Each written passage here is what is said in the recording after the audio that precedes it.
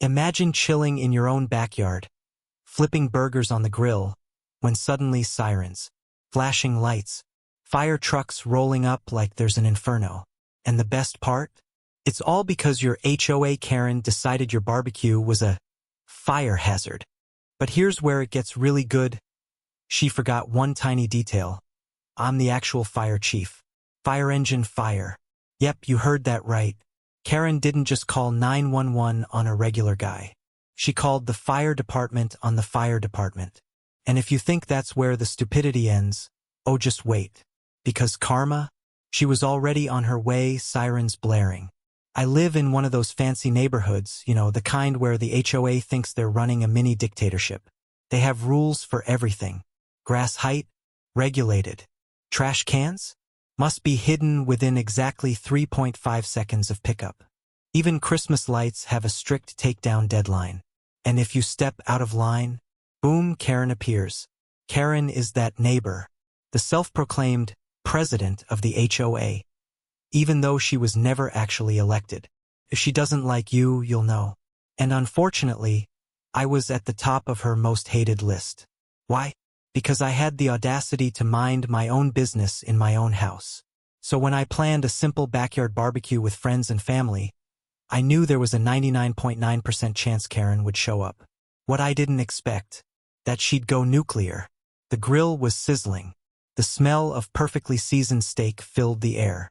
It was the perfect day, until the dreaded screech of Karen's voice sliced through the moment. Excuse me, this is a violation. I turned around, half expecting to see her holding a clipboard with fake HOA citations.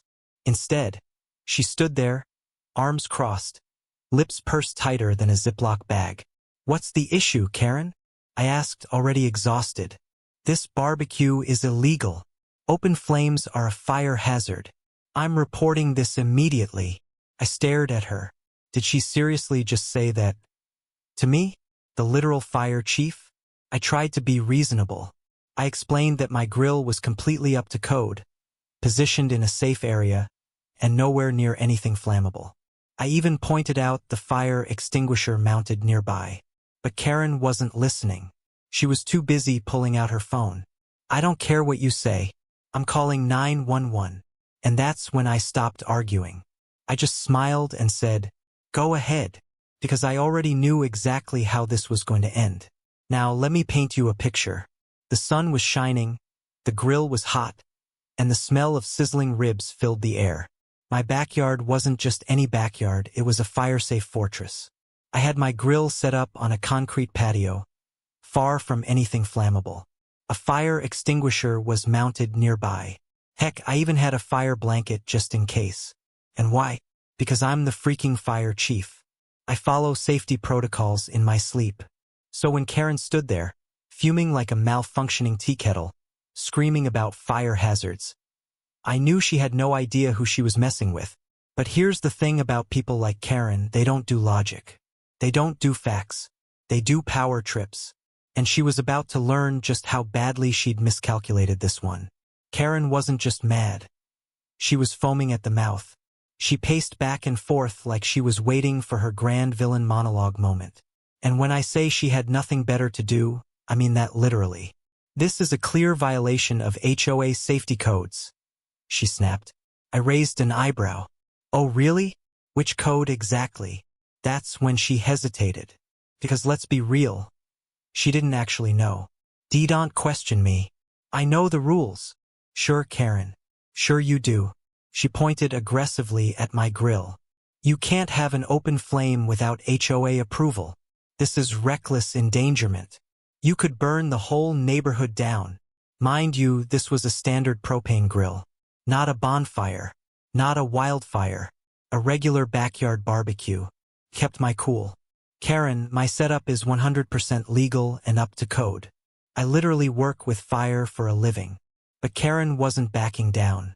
Instead, she went full dictator mode.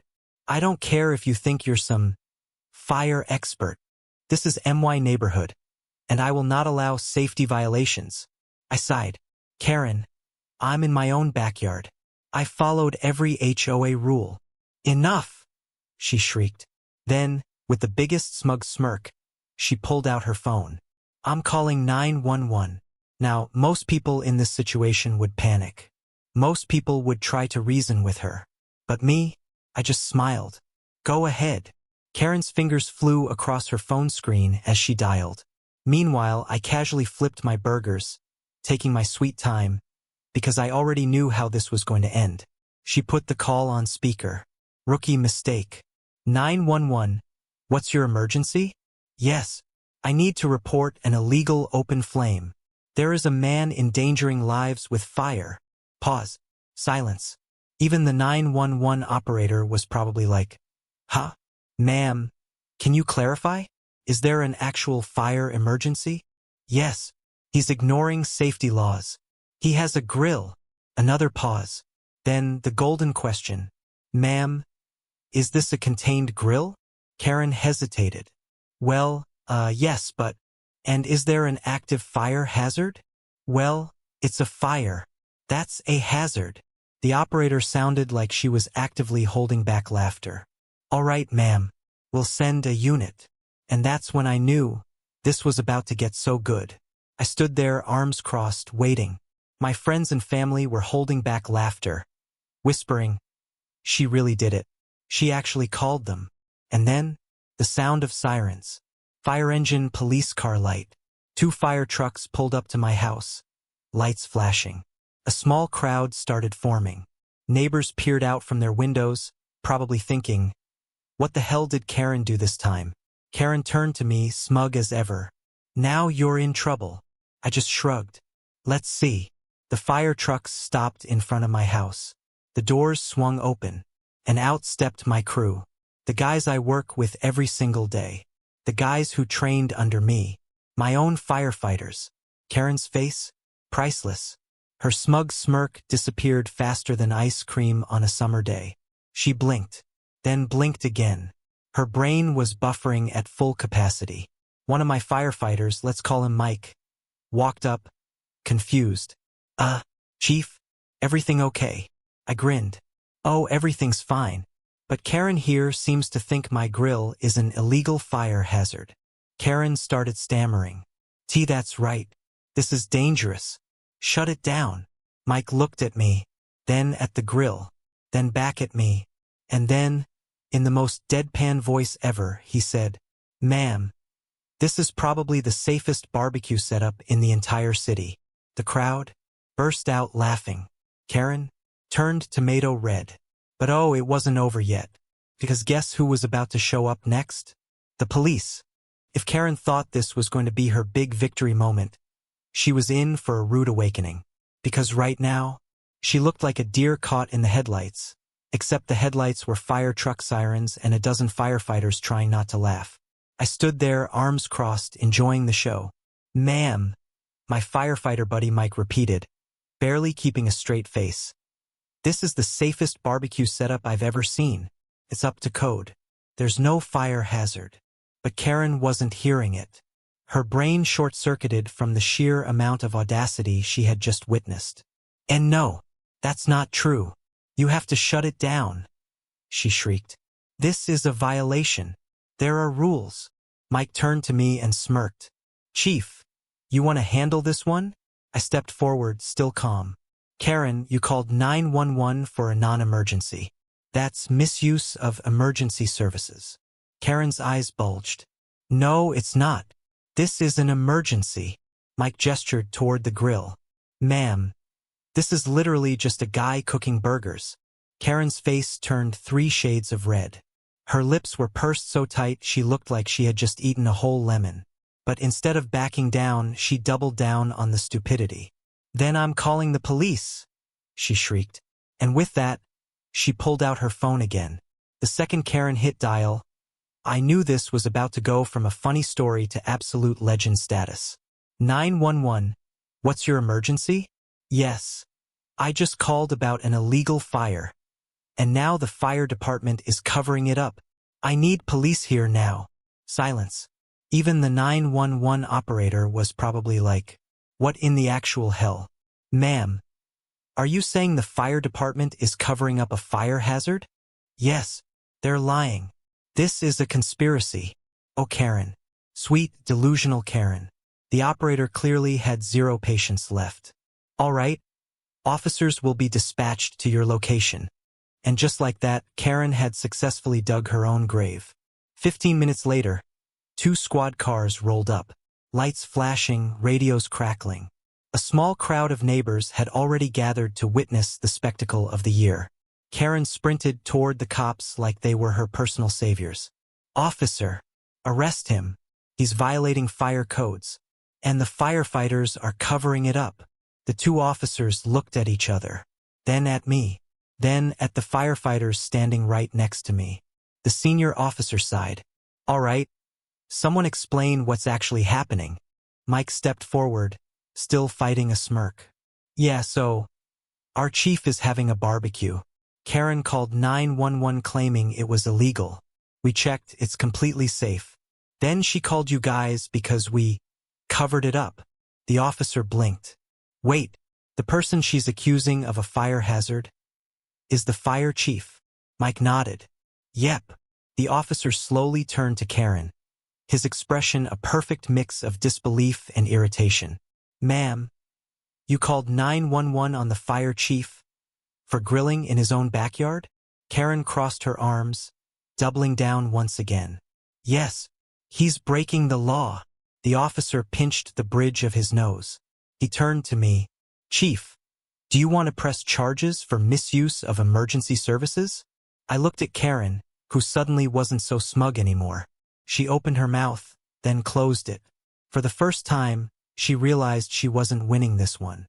I was just concerned for safety, she stammered. The officer sighed. Ma'am, you've wasted emergency resources on a personal vendetta.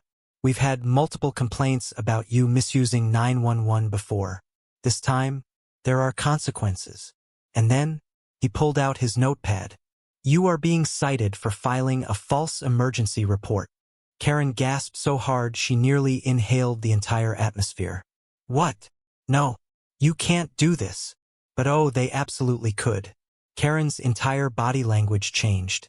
She went from rage mode to panic mode in 0.3 seconds.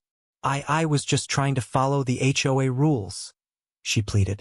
The officer didn't care. He kept writing. You'll also be required to attend a hearing with the HOA board regarding this incident. Karen's face fell, because that was the nail in the coffin. See, the thing about HOAs is that they hate bad publicity. And Karen? Well, she had just put the entire neighborhood under the wrong kind of spotlight. Word spread fast. Within 24 hours, everyone knew about Karen's little 911 stunt. The HOA president, who already barely tolerated her, was furious. The next HOA meeting was brutal. Karen tried to justify her actions. The HOA president shut her down instantly. Several neighbors called her out for previous false complaints. And then, the vote happened. Karen was removed from any position of power. She was banned from filing further complaints without board approval. Her reign of terror? Officially over. Karen lasted a few more months before the humiliation became too much. The police citation, the HOA stripping her power, and the fact that nobody took her seriously anymore was too much for her. One day, a for sale sign popped up in her yard, and just like that, Karen was gone. A few weeks after Karen moved, I threw another barbecue. This time, no interruptions, no screaming, no sirens, just good food, good company, and the sweet, sweet taste of karma. Smiling face with horns fire. Looking back, I have to say, I never expected my backyard barbecue to turn into a full-blown Karen meltdown, police involvement, and HOA drama of the year. But honestly, it was worth every second. Karen thought she could bully her way into controlling the neighborhood. She thought she could call the shots and that her word was law. What she didn't realize, karma was cooking right alongside my burgers. She called 911 on the fire chief. She lied to the police. She got caught in her own web of entitlement.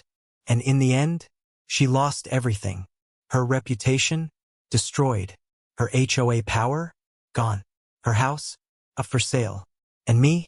Well, I got to enjoy my barbecue in peace. Karen's story is a masterclass in karma. She spent so much time trying to control everyone that she forgot one important rule. Fire mess around and find out. Fire. If she had just minded her own business, she could have kept her little HOA power trip. She could have stayed in the neighborhood. Instead, she let her entitlement ruin everything. And honestly, that's the best kind of revenge. No screaming, no fighting, no stooping to her level. Just sitting back, flipping burgers and watching karma do all the work. So, if you ever deal with a Karen in your life, remember this story, because sometimes, the best way to win is to let karma handle the grilling. Smiling face with horns fire.